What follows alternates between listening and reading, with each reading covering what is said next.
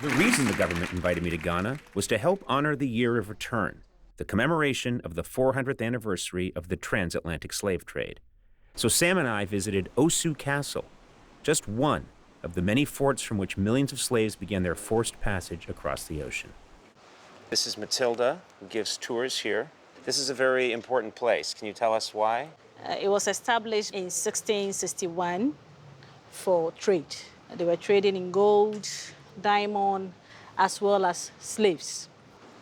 There may be some people watching who don't understand Year of the Return and its significance. Can you explain it for people? Most African Americans have their roots from here. So it's very important they visit their roots to also experience what their ancestors experienced some decades ago. And it's been 400 years. Yeah, 400 years. 400 years. Do you see people get emotional? Very. Last week, I went on tour with a family of 5. We got to the dungeons, and the man was like, can you just give me some few minutes to say a prayer for my ancestors? So I allowed him. He knelt, he prayed, and then the wife also chipped in. She wept for no less than 15 minutes. Right. So I just had to allow her Yes. shed her tears. Yeah. It's anger that's 400 years old, Yes. you know, that's still that we very still powerful. in the United States feel the ramifications of 400 years later. Just after the tour, they feel relieved. They'll be like, it's good, I've traced my roots, I'm fine now. I just have to go back and feel I'm a Ghanaian. Yeah. Lineage and ancestry is something that if there were records kept, then that's how maybe you know. But for a lot of people, it's just a blank question mark. You know, so coming here has to be such an experience to kind of fill in that blank and complete. You know.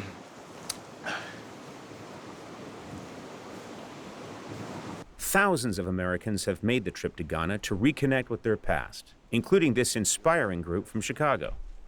I just stopped briefly at a hotel to have lunch, and I ran into Otis. Otis told me, he said, I'm here with 100 people from the Chicago area, and we're all here for the Year of Return. And I thought, this is fate, that we're all here together. I know you guys have a busy itinerary. Thanks for meeting with us. Why is this so important for you and all these people to be here? Well, to connect with our heritage, our culture, our history. As a church, we're from Trinity United Church of Christ in Chicago on the South Side. And when the Year of Return came about, we thought it would be so important to bring people from the diaspora here to Ghana. It seems to me like it's most important for young people to come here. Incredibly important. And one of the things that we have been promoting and teaching is making sure that they understand their history, how important it is that when you understand what our ancestors went through, that we are literally survivors of a Holocaust. The Ma'afa is what we call it.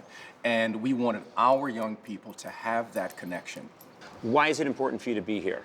You know, it's a time to remember those who came before us and our ancestors. It's just really deep to see those who resisted. That's a major thing they bring up, those who were resistors, who fought back. And a lot of people did not make it. So many people died on this journey to be stripped and taken from their home. Right. It's kind of an awakening. We've only been free for roughly 160 years, whereas we've been in bondage for over 400 years. So physically, yes, we're free. Mentally, not so much. For me personally, I'm realizing how much racial stress I'm under every day in America. I don't even realize it. I don't even realize that when I walk into spaces where I am a minority, I am constantly checking myself. Here, I don't feel that. When I am here, I feel that I am at home. I have an African-American mother. I have a Trinidadian father. My maiden name is Cudjoe, and it comes from Ghana.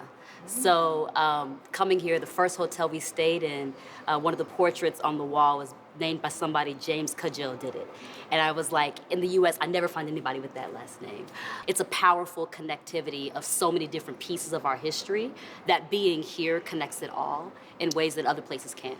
One thing that is striking is 400 years of slavery. Think about it. 400 years. How many generations of people good people that sat on the sidelines and watched slavery occur.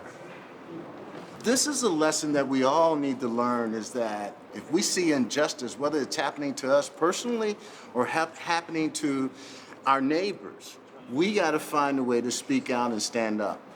People thought, well, that was maybe resolved in the Civil War, and I was thought, no, the Civil War maybe addressed the very beginning of it, but there's so much more to do. There's always more to do, so. The historian John Henry Clark says that all history is a current event, and right now the U.S. Congress is discussing H.R. 40, which is a bill that would enable research and the proposal of policies to actually address reparations, and so this is a current event.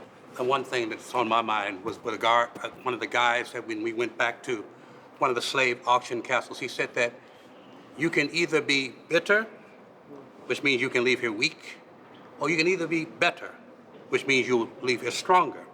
And so I thought about what that meant. And what that meant is that we've seen much agony, and we've seen much pain, but we've also seen much hope, and much promise, and much glory. So we must tell the whole story.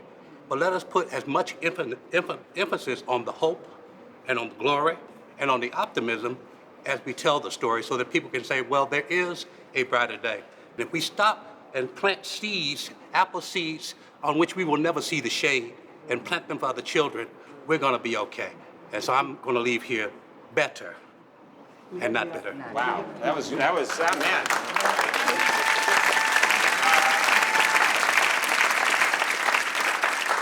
Could one of you please run for president? You're up for it? You're up for it? Okay, he's ready to go. I can't thank you enough. It's just an honor to speak to all of you.